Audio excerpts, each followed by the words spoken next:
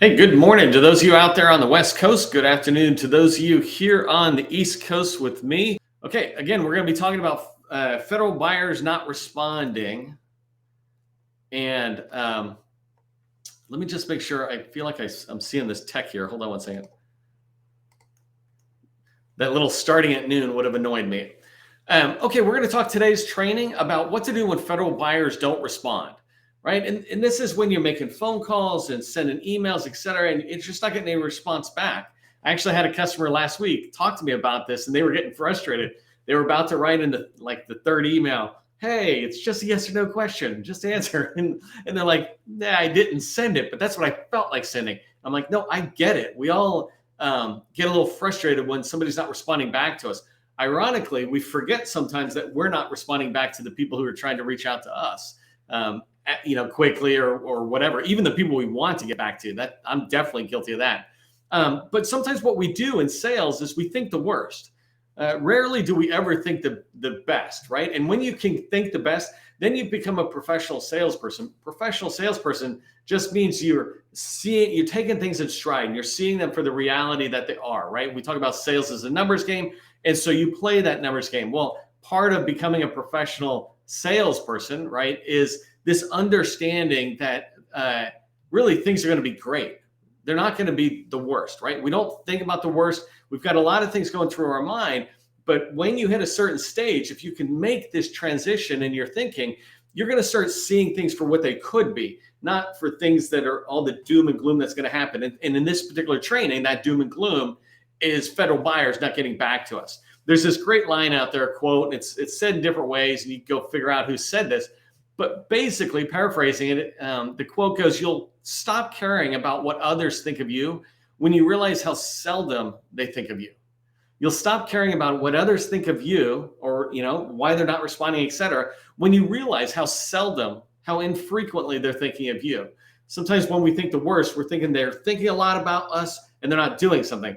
No, that quote is telling us they're probably not even thinking about us, which is fine. It's our job to get to the top of their mind. So in today's training, we're going to talk about some of the reasons why they're not responding to you. And then I'll dive into a variation of that, these lies we tell ourselves. And when I say we, I really do mean us salespeople, right?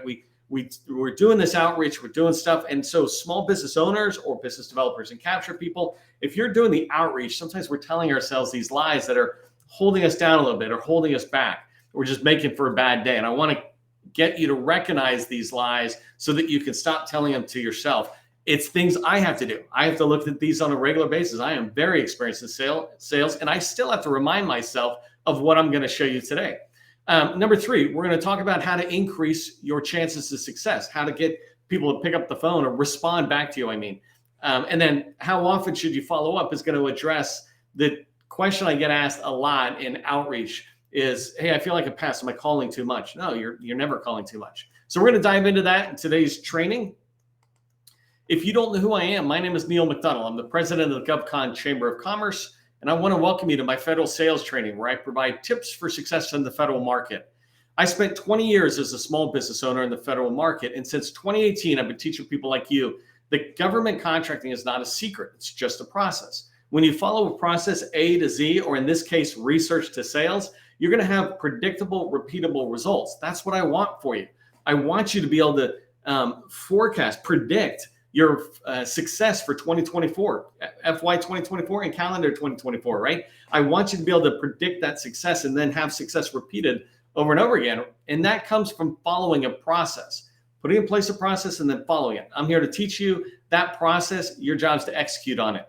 Part of the process is just making sure people know who you are. Right? We buy from those we know, like, and trust. And so in the chat, put your company name so people know you. Put 2 or 3 keywords so they begin to understand what your company sells. You just need 2 or 3 words, not a lot. Because right now, when people are going through chat, we look at it really fast. And so you just want to put enough that they get it. I do SharePoint solutions or cybersecurity or elevator services and installation, things like that make it easy for us to go, oh, Jane, ABC company, ABC core competency.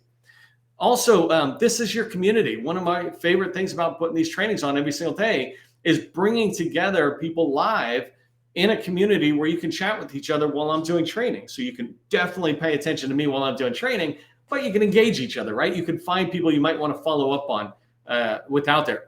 And going with that, I want you to sit there and register for our No Nonsense Networking. It's our first networking event where I've always done training, tons and tons of training. And so here I'm doing a networking event. We have tens of thousands of people in our community. And I want to begin to start creating events that I can bring you together. And so this event's on October 17th. It's a no nonsense networking event, meaning I'm not there to provide you drinks and, hey, it was such a fun event. I don't want it to be fun. I want it to be useful to you. I want you to walk away from a networking event with 50 or 100 new connections that could possibly help you in your business goals. So consider joining that. You can see the website, I think somewhere around here is www.govconchamber.com/networking. Okay, so let's dive into our training, the meat of our training today. Why aren't federal buyers responding? It's really important. If you pay attention to Stephen Covey's 7 Habits for Highly Effective People, somebody's going to put that in the chat for me because you're super nice. And I know my picture is like teeny in the bottom, but that's all right. I like holding the book up anyways. Stephen Covey's book, 7 Habits for Highly Effective People. Habit 5 says, seek first to understand, then to be understood. So when you're dealing with people who aren't responding, don't think about all the reasons that are, like I said, thinking of the worst. Begin to understand them. Think of the things they're going through. So I put some examples here, right? Kids are sick. They've got a family. Somebody in their family is sick. Their mom, their significant other, their kid, whatever it is, somebody at home is having a challenge. And that's why they're not getting back to their emails and phone calls at the speed we would hope they would, right? Maybe they're coming to work and they had a flat tire, and that flat tire is driving them nuts because today they got the flat tire and then they showed up late to work because they had to get a donut on, a temporary tire. And then they're trying to schedule to get the tire fixed. Then they got to take time off to get in. Well, that can go, a couple of days, and they're driving around on a donut and it's driving them nuts. It's not you. The reason they're not responding isn't you. It's them, right? They have a lot of reasons that are in there. Another personal reason is just they're buying a house, and maybe they're taking a lot of calls with the real estate agents like, hey, Neil, I see this house. You'll love it. Or, hey, we've got this mortgage at this percentage. Do you want to talk about it? There's these personal reasons, 1, 2, 3, that could be holding them back from responding to you. You've been in that situation, right? One way or another. Number 4, you're in the junk mail, just flat out. You came into voicemail and they don't even look at it. Or you came into email and you went straight to the junk mail. Or because you're calling or emailing a federal agency, maybe they just completely blocked you, right? So you need to make sure that your email's even getting through before you start worrying about whether they're responding. Maybe you can test that with somebody else. Hey, can you just check to make sure my email's getting through? By the way, a sidebar, that's a great way to start a new conversation with somebody. It's like, hey, I'm just trying to check. Can I send you a quick email? Sure. And then you follow up, right? It's a little around the curve there, out of the box. But number 5, right? Your email, this is a very common one. Your email and your voicemail, they're just getting buried. I get this all the time. I'm going to tell you today in this training that if you want a particular thing I'm going to show you, send me a message. And I feel bad sometimes when it takes me days. Sometimes it takes me a week or more to get back to people, but it's because I'll get 100 people. Right now we have almost 100 people live, and I'll get all sorts of people watching the replays as well because it's instantly available. And so sometimes things get buried. I'm very interested in responding back to you, very interested in getting something to you. And you know what this is like, right? If you get a lot of emails, sometimes an important message begins to get pushed down. It doesn't mean you're ignoring it or you've had any thoughts beyond, oh, I got to get to that, and then it's out of mind. That's why we send emails sometimes, and we say, hey, just bring this back to the top of your inbox. That's a strategy for staying on top of somebody's mind. Number 6, right? And number 6, 7, 8, and 9, dive into what they're doing, right? You're sending an email and you're giving them more work. You're saying, I would like to talk with you. I would like to get a response from you. Whatever it is, I don't care whether you think it takes 2 seconds. You're asking them to do something. And so if that's the case, think about what else they're doing, right? Number 6, they got a ton of work to do. If you're trying to reach out to the government, of course they've got a lot of work to do, especially if you're reaching out to, let's say, the contracting officer in the last 2-3 months, right? It's been crazy, and it's not going to really stop being crazy. It's just going to be a different craziness. Or maybe they have a boss who came along and just dumped a bunch of work on their shoulders. There's a lot of these reasons, right? CPARs are due at the end of the year. They just awarded a bunch of contracts, right? at the end of the fiscal year, and now they have all these kickoff meetings. The projects have to get started. I have to make sure the security clearances are being processed. I got to make sure the Corps knows what they're doing. There's all these reasons that they might not respond. And when you think about these reasons, you stop thinking about it being you, and you begin realizing it's them, right? Unless they say no, the answer is yes or maybe, or I didn't even know you were asking a question, right? But unless somebody says no, the answer is not no. So don't make it no for them. Be understanding. Seek first to understand that they're a busy person, and your job, if you want to build a relationship, is just to follow back up. So here's some lies we tell ourselves. When somebody's not responding to us, right? And I'd be really curious on any of these if they pop up in your mind as you're doing sales, as you're doing outreach, if you see or hear me say any of these. But the first one, right? Sometimes we think, they're gonna hate me, right? I'm gonna reach out and they're gonna go, no, you're a small business, or you're this or you're that. They're just gonna hate me. They're not gonna like me. The second one is they do actually hate me. I tell myself, they just hate me. That's why they're not getting back to me. They're not responding to me. This isn't an insecure thing. This is trying to transfer the responsibility of following up to the other person by saying the reason we can't have a relationship is because they hate me. No legitimate reason, but they just hate me. Maybe somebody is saying bad. Number 3, someone said something bad about me. I think, man, did that one person I did a poor job for once come all the way to another agency and say something bad? Like, did this one mistake I made somewhere in some relationship now get spread to the millions of people in federal government contracting? We hold ourselves back wondering about that, worried about us. And then as we move into number 4, right, we start blaming the other person. They're just jerks. That's why they're not getting back. The reason that other person did not respond to me is they're a jerk. It's like, no, they're not. They're not a jerk. Well, if they're not a jerk, then number 5, they suck at their job. It's like they don't suck at their job. We just want to blame them and say they suck at their job because they're not responding. But we forgot that there's all these reasons people, us included, don't respond in a timely way, right? Number 6, we start worrying. I've called too many times. Maybe they're not going to respond because they're like, man, that Neil, he's emailed me 4 times and called me 3 times. I'm not getting back to them. That's just too persistent. That is one of the worst lies, and that's the meat of the training I'm going to teach in a minute. You can't call somebody too many times. You can be unprofessional. You can be inconsiderate. You can be a jerk, right? But you can't call somebody too many times. That's persistence. If you reach out to somebody and say, hey, I know you're super busy. I just wanted to bring my request back to the top of the inbox. If you get a chance, can you follow back up? If you say something like that, how can anybody ever think that you're, being anything other than persistent in a professional way? Number 7, right? Maybe my email sucked. Maybe I wrote a poor email or I left a poor voicemail and it wasn't really clear what they want. That's why when I teach people how to do outreach, I say, make it really clear. I'm calling to schedule a meeting. I'm available Tuesday, Thursday at 10 a.m. or 2 p.m. if it's convenient to you. I want to introduce my company and learn more about your agency, in particular this part. When you say something like that, it's really clear, and they have the chance to say yes or no. Both answers are fine. Number 8, right? They have their favorites. This is where we start telling ourselves lies about how life is unfair. Yes, it is unfair, but if that's the game we're in, then that's just the reality, right? And so we start telling ourselves, that contracting officer, they have their favorites. They only work that way. I hear this all the time as it relates to good old boy systems in the military, right? That particular base, they've got their favorites. Well, they do. A lot of times they do. If you go to the Coast Guard, you hear about coasties, right? Coast Guard likes to work with coasties. It's not in any kind of bad way. They just like to work with people who understand the Coast Guard. And so you worry about they have their favorites. Well, that's not why they're not responding to you. That might be why they're not going to work with you, but they haven't even talked to you yet. And so their favorites aren't holding you back. And the last one is, I hear this all the time, right? They picked the winner already. I get it. I get why you feel that sometimes, but that's not why people are calling us back. The reason they're not calling us back, in my experience, is we're not persistent enough. We're not looking at our process of reaching out to new people and figuring out, are we doing anything that could be improved as we move forward? So let's talk about improving some of this stuff.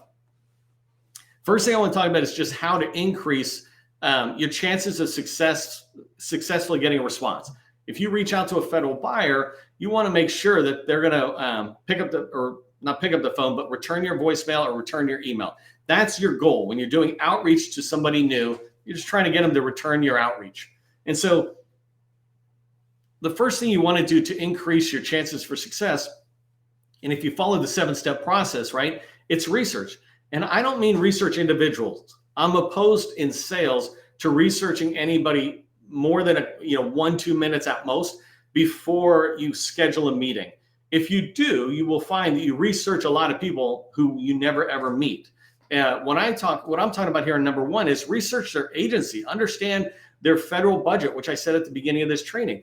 Understand that budget and understand their strategic goals, their strategic objectives. Understand their organization and where you fit. Understand what they sell and or buy. I mean, for example, in the Navy, right? The Navy buys everything, but not every command buys everything.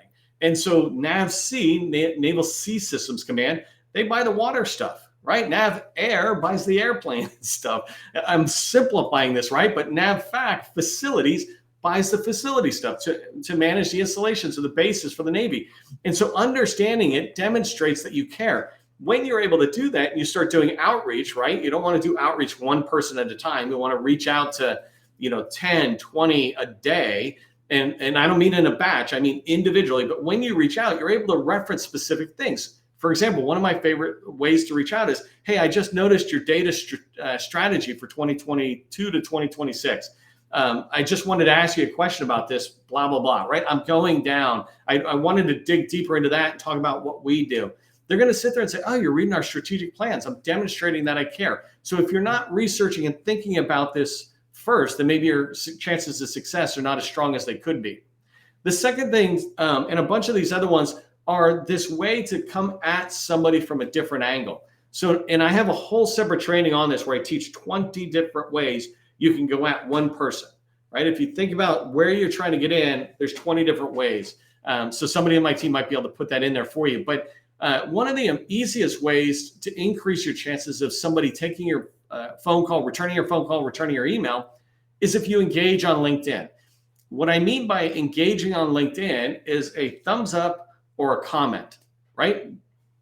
When you do that, you're engaging with somebody's post.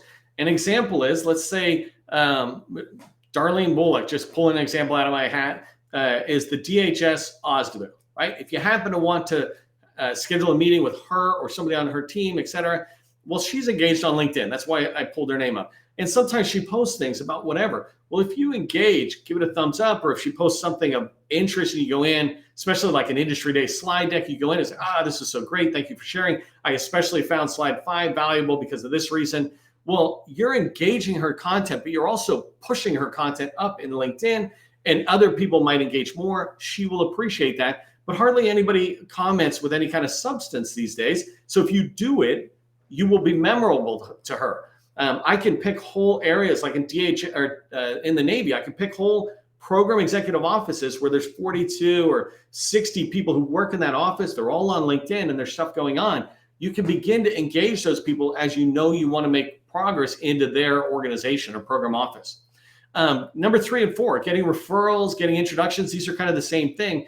I have a customer I was talking to ironically over the weekend, but they were talking about they're really trying to get to this one major Army initiative that they've got a huge fan and a general officer who is supporting them, except for the general officer is not quite sure where to go. And so what this person has is the ability to get an introduction and referral. They just didn't know who. Well, now that they have the name, that's what they asked for my help on. They have the name, number, and email of this person. They're able to go back to this general and say, hey, can you make this referral? But it can also be at a much lower level than a general. I just picked that person because that's who I talked to this weekend. But you can get these introductions, right? Have somebody make an introduction that you already know.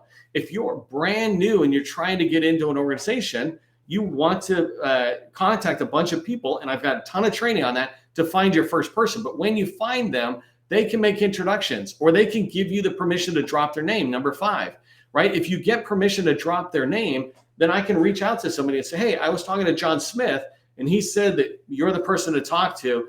Can I schedule 15 minutes to get on your calendar, right? Something like that. When you name drop, you're increasing the chances that they'll answer your voicemail or your email when you put that into the message. And then the last thing is give, and ask. This is from a guy, Gary Vaynerchuk, wrote a book about it. A lot of us understood this long before he wrote the book, but it's a good book. Giver's gain is another great attitude, but give, ask is this idea of give before you ask for anything. So if you're asking for a meeting, maybe you wait. And some of the things you could give is your expertise. The information in your head is not what companies and agencies are going to buy. They're going to buy your ability to execute on what's in your head, right? I teach what's in my head every single day. That I give, and you can do something similar. It doesn't have to be every day, but if you're trying to get into a particular office, how about send them a top 10 things you should pay attention to for elevator servicing, top 5 ways to use artificial intelligence or chat GPT to reduce your costs in acquisition support. Whatever it is, right? Whatever your expertise is, start sharing some of that. And you don't have to put it out on the internet the way I do. I'm talking about strategically sending it to Jane Smith and saying, Jane, I thought you and your team would value this. I'd welcome any feedback. And that's it. You don't ask for anything, you just drop it. And maybe do something else a little later. Sales is a long game, right? So you're building this relationship over a long period of time. Okay, so let's talk about how often you should follow up. This is a concern a lot of us have where we feel like we're a pest, right? We feel like we're annoying them.